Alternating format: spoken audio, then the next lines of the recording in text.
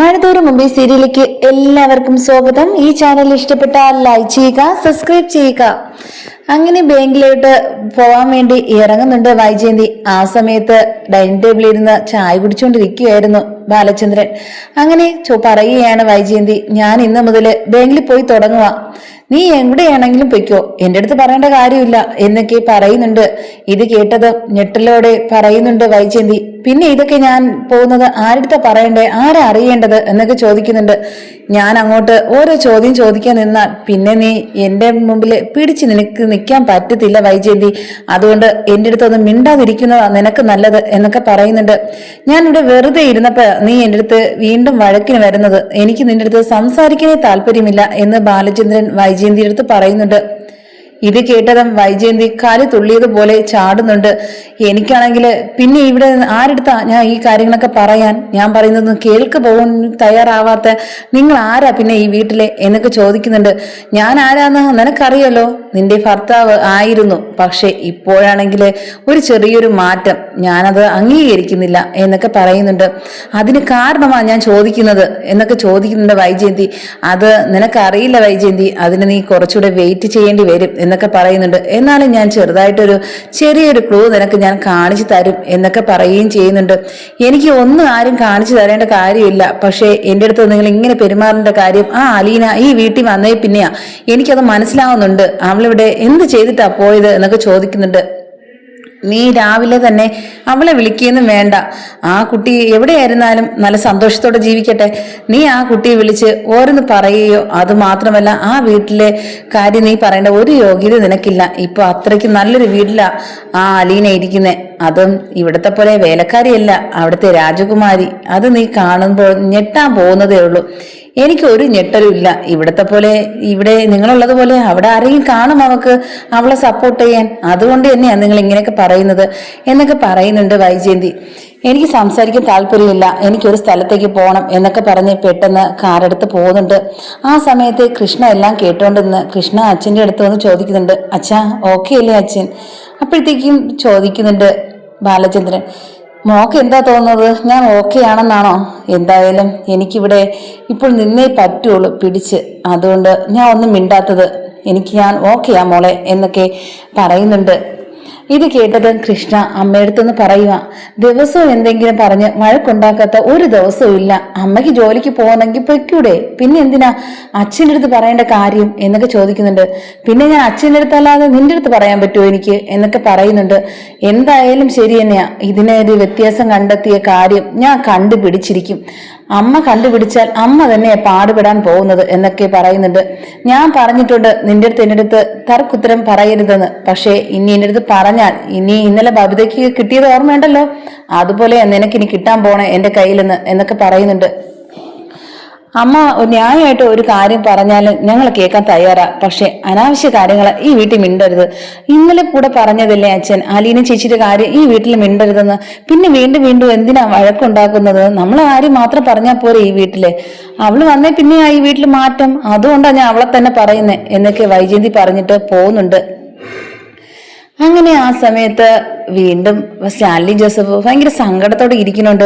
ആ സമയത്ത് പോയി ചോദിക്കുന്നുണ്ട് അലീന, എന്താ ഈ ഭയങ്കര വിഷമത്തിലാണല്ലോ എന്ന്. അത് മോളുടെ ഒരു വാക്കുകൾ കേട്ട് എനിക്കിനി സങ്കടം തോന്നുക, എന്ത് ചെയ്യാനാ? അപ്പോഴത്തേക്കും ഒരു 23 വർഷങ്ങൾ ഞാൻ അനുഭവിച്ച ആ സങ്കടത്തിന് ആരെടുത്താ ഞാൻ ചോദിക്കുക എന്നൊക്കെ ചോദിക്കുന്നുണ്ട്. എനിക്കിത് കേൾക്കുമ്പോഴാ മോളെ എനിക്ക് സങ്കടമാവുന്നത്. മോളുടെ ഇത്രയും കാലത്തുള്ള പ്രയാസം ഞാനത് മനസ്സിലാക്കുന്നു ഒരു വാക്കുകളിലൂടെ, അത് പക്ഷേ എനിക്ക് പറ്റിയ തെറ്റാ. എന്തായാലും അതിന് ഞാൻ മോളെടുത്ത് മാപ്പ് ചോദിക്കുന്നു എന്നൊക്കെ പറയുന്നുണ്ട്. എന്തായാലും എൻ്റെ അടുത്ത് മാപ്പ് ചോദിക്കേണ്ട ഒരു കാര്യം ഉണ്ടെന്ന് തോന്നുന്നില്ല. എനിക്ക് അച്ഛനെയും അമ്മയും സ്നേഹം നഷ്ടപ്പെട്ട് ഞാൻ ആ ഓർഫനേജ് കഴിഞ്ഞ ദിവസങ്ങൾ എണ്ണി കഴിഞ്ഞപ്പോഴത്തേക്കും എനിക്ക് അവിടെയായിട്ട് ഞാൻ അവിടെ പ്രാർത്ഥിക്കൊണ്ടിരിക്കുന്ന സമയത്ത് അവിടെ പറയാറുണ്ട്, സിസ്റ്റർമാർ പറയുമായിരുന്നു അച്ഛനും അമ്മയും ദൈവമാണെന്ന്. പക്ഷേ ഞങ്ങൾക്ക് ആരുമില്ലാത്തത് കൊണ്ട് തന്നെയാണ് ഈ നമ്മളെ ദൈവം തന്നെയാണ് ഞങ്ങളുടെ അച്ഛനും അമ്മയും. എന്ന് പറഞ്ഞ് പ്രാർത്ഥിക്കാനാ പറയുന്നേ.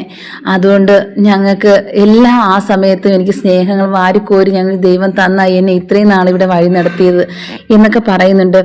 എന്നാലും അവിടെ വന്ന് പിന്നെ എൻ്റെ അമ്മയുടെ മുന്നിൽ ഞാൻ പിടിച്ചു നിൽക്കാൻ കുറേ ശ്രമിച്ചു, കരയാത്ത ഒരു ദിനങ്ങളില്ലായിരുന്നു എന്നൊക്കെ പറയുന്നുണ്ട്. ഇത് കേട്ടതും എന്തായാലും വൈജയന്തിയുടെ ജീവിതത്തിൽ ഇനിയും വരാനിരിക്കുന്ന ഓരോ മാറ്റങ്ങൾ എന്ന് പറയുന്നുണ്ട്. ഇത് കേട്ടുകൊണ്ടുവന്ന അവതക്കുട്ടി പറയുന്നുണ്ട്, നീ ഒരു കാര്യം മനസ്സിലാക്കണം സ്റ്റാൻലി, നീ ഇപ്പോൾ ഈ കുടിച്ച് നശിച്ച് ഇങ്ങനെ ഇരിക്കുക. നിനക്ക് എന്തെങ്കിലും സംഭവിച്ചു കഴിഞ്ഞാൽ പിന്നെ അലീനയ്ക്ക് ഇനി ആരാ ഉള്ളത് എന്നൊക്കെ പറയുന്നുണ്ട്. അഥവാ വല്ല തട്ടുകേടും വല്ല പറ്റിയാൽ നീ മനസ്സിലാക്കണം, നിന്റെ ഭാര്യ വീട്ടുകാർ വന്ന് ഇവിടെ നിന്ന് ചവിട്ടി പുറത്താക്കും, അതുപോലെ തന്നെ എന്നെയും. അതുകൊണ്ട് അത് ആലോചിച്ച് വേണം നീ ഇനി ഓരോ കാര്യങ്ങളും ചെയ്യാൻ എന്നൊക്കെ പറയുന്നുണ്ട്. അല്ലാതെ നിനക്ക് കുടിച്ച് എപ്പോഴും 24 മണിക്കൂറും ആ രീതിയിൽ പോയി കഴിഞ്ഞാൽ നീ നശിക്കത്തേ ഉള്ളൂ. ഇപ്പൊ നീ സന്തോഷിക്കേണ്ട ദിവസങ്ങളാ. പക്ഷെ അവളുടെ ഓരോ സങ്കടങ്ങൾ നീ കേട്ട് ഇങ്ങനെയൊക്കെ ചെയ്യുകയാണെങ്കിലും പക്ഷെ ഒരു കാര്യം നീ മനസ്സിലാക്കണം, അവക്ക് നീയേ ഉള്ളൂ എന്ന്. അതുപോലെ തന്നെയാണ് എൻ്റെ കാര്യവും നീ ചിന്തിക്കണം എന്നൊക്കെ പറയുന്നുണ്ട്.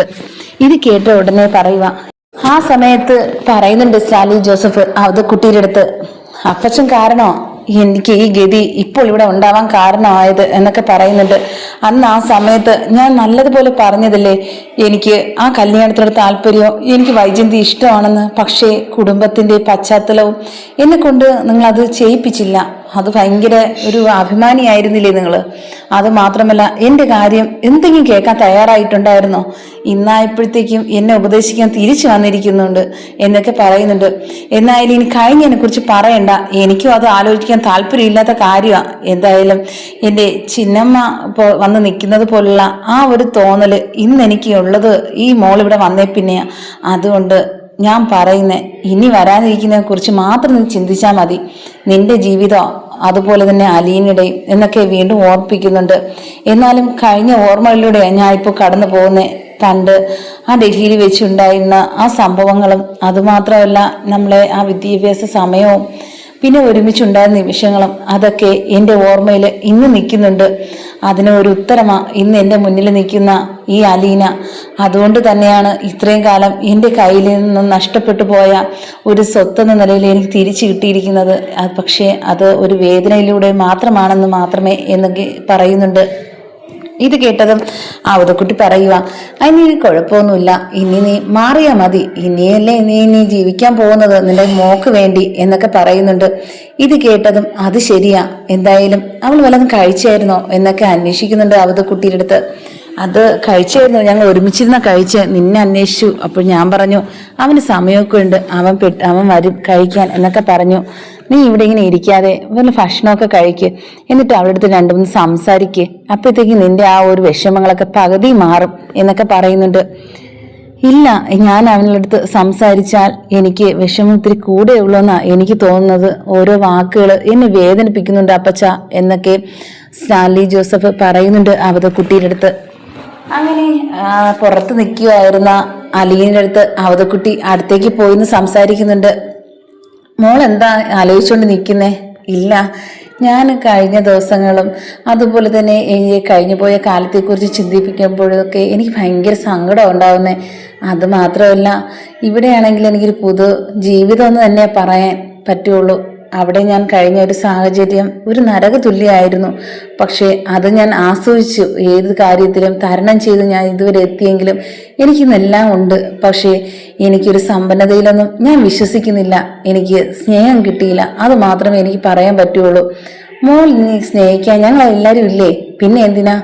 അവിടെയാണെങ്കിൽ എനിക്ക് അനിയത്തിമാര്, അനിയൻ, അവരെല്ലാവരും ഞാനിപ്പോൾ ഒരുപാട് ചിന്തിക്കുന്നുണ്ട്. അവരെ കാര്യങ്ങളൊക്കെ, അവരുടെ ഓരോ വിഷമങ്ങൾ വിളിച്ച് പറയുമ്പോഴത്തേക്കും എനിക്കിപ്പോൾ സങ്കടമാണ് തോന്നുന്നേ.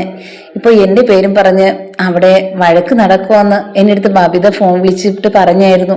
പക്ഷേ അത് അറിഞ്ഞപ്പോഴത്തേക്കും മുതൽ എനിക്കൊരു വിഷമോ, ഞാൻ കാരണം ആ കുടുംബം തൊലയാൻ പോകുന്നല്ലോ എന്ന് ആലോചിക്കുമ്പോഴത്തേക്കും. പക്ഷേ അച്ഛനാണെങ്കിൽ ഓക്കെയാണ്, എന്നെ ആലോചിച്ച് ഞാൻ പറയുന്നത് കേൾക്കും.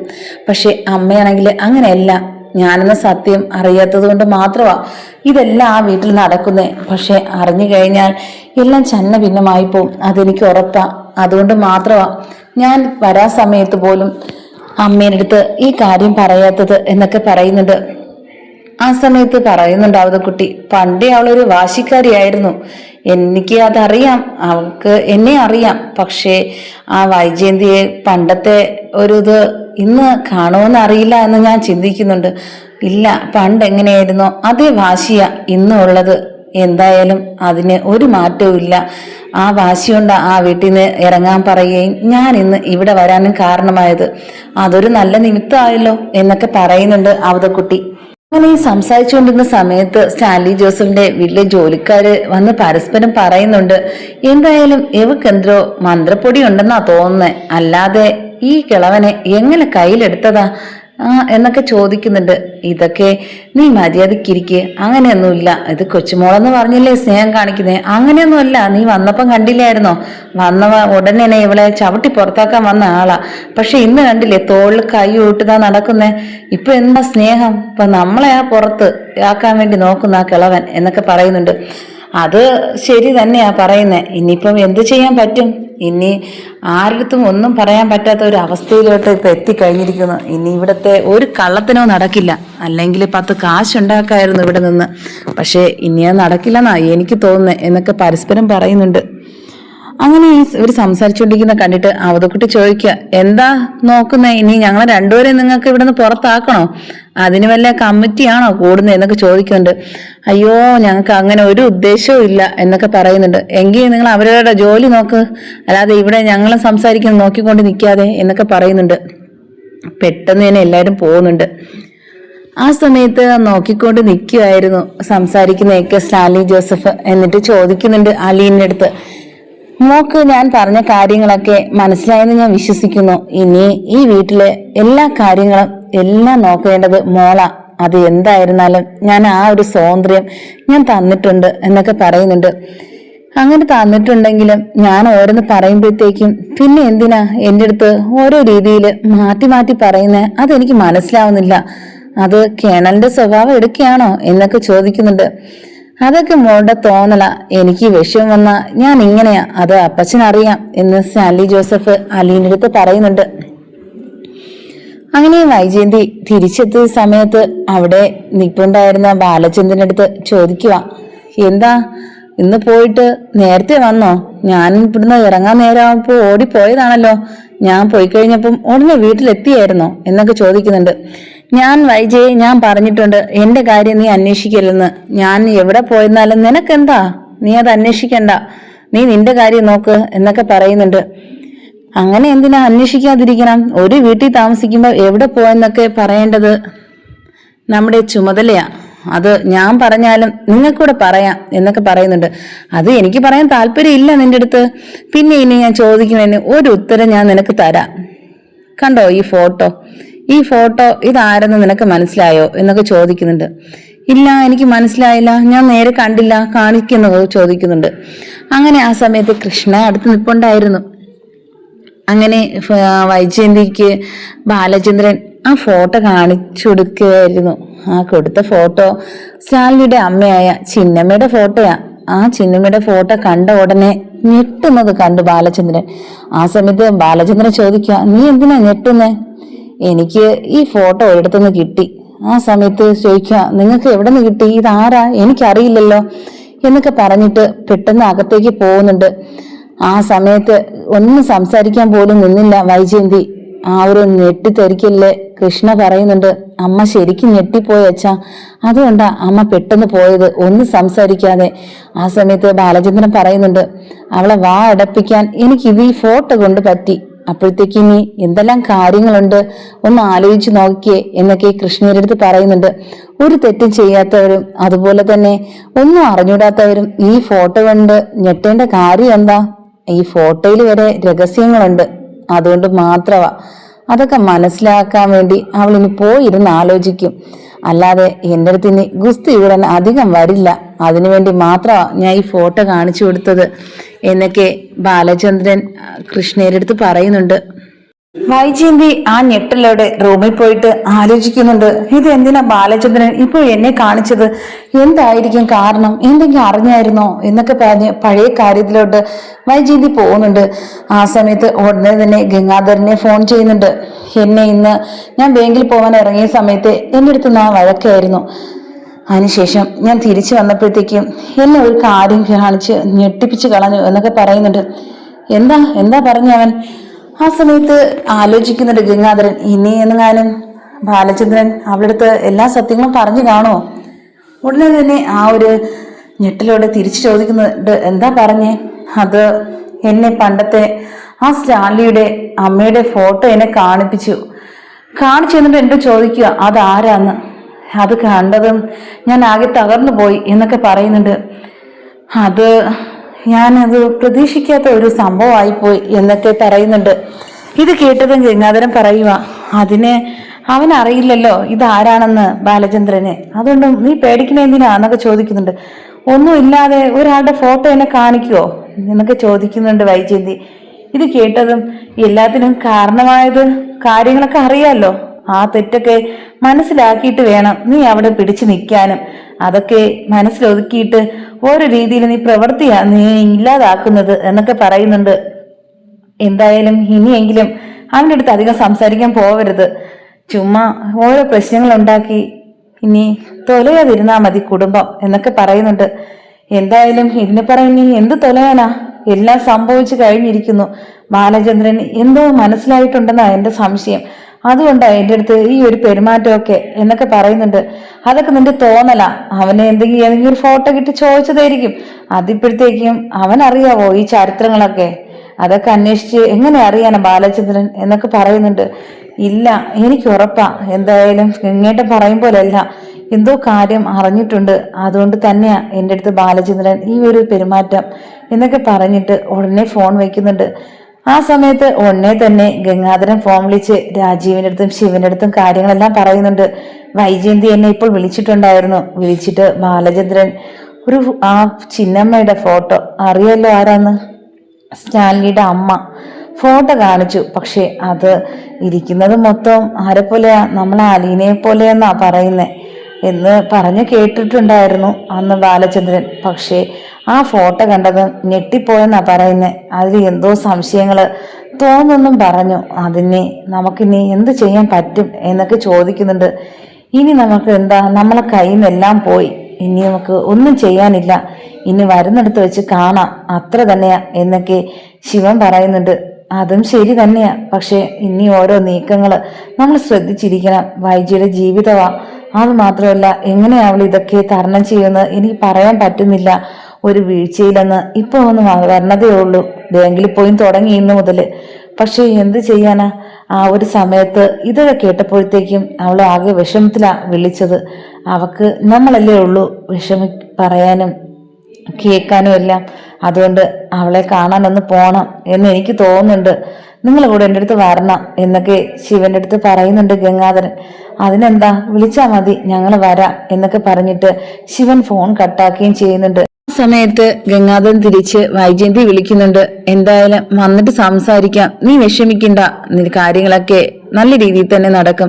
നിനക്കാണെങ്കിൽ വേറെ തോന്നിയതാ, വേറെ ഏതെങ്കിലും ഫോട്ടോ ആയിരിക്കുന്നത് നീ അങ്ങ് വിചാരിക്കുക, അല്ലാതെ അവനൊന്നും അറിഞ്ഞിട്ടുണ്ടാവില്ല എന്നൊക്കെ പറയുന്നുണ്ട്. എന്തായാലും പണ്ടുള്ള ആ ഒരു ചരിത്രം ഇനി അത് നോക്കിക്കഴിഞ്ഞാൽ ഒന്നിനും ഒരു അന്തമില്ലെന്നാ എനിക്ക് മനസ്സിലാവുന്നേ. എന്തായാലും ഇനി എന്ത് ചെയ്യാൻ പറ്റും ഗംഗേട്ട എന്നൊക്കെ ചോദിക്കുന്നുണ്ട് വൈജയന്തി. ഇനി എന്ത് ചെയ്യാൻ പറ്റാനാ? നീ അവിടെ വായും വെച്ചോണ്ട് മര്യാദക്കിരിക്കണം, ബഹളത്തിനൊന്നും പോവാതെ, എങ്കില് ഒരു പ്രശ്നമില്ല വീട്ടിനകത്ത് എന്നൊക്കെ പറയുന്നുണ്ട് വൈജയന്തിയുടെ അടുത്ത് ഗംഗാധരൻ.